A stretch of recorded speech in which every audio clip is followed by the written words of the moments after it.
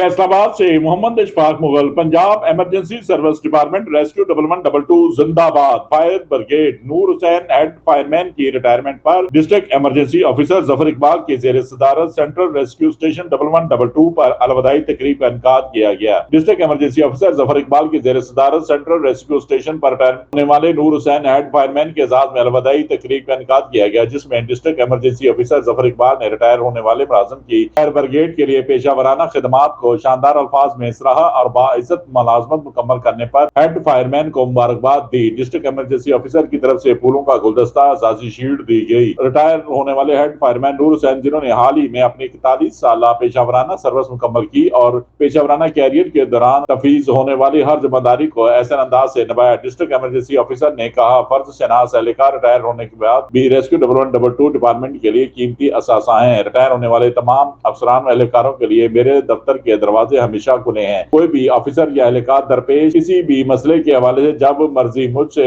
मुलाकात के लिए आ सकता है। रिटायर होने वाले हेड फायरमैन नूर हुसैन ने अलविदाई तकरीब मुनक्कद करने पर district emergency officer Zafar Iqbal का शुक्रिया अदा किया। उन्होंने मजीद कहा कि रिटायरमेंट हर सरकारी मुलाजिम के कैरियर का हिस्सा है। वक्त जरूरत रेस्क्यू 1112 और फायर ब्रिगेड के लिए मुस्तकबिल में भी मेरी खिदमत हमेशा दस्तयाब होगी। इस मौके पर rescue and safety officer Tariq Sadiq, control room incharge Ghulam Shabir, fire brigade staff समेत दीगर अफसरान भी मौजूद थे।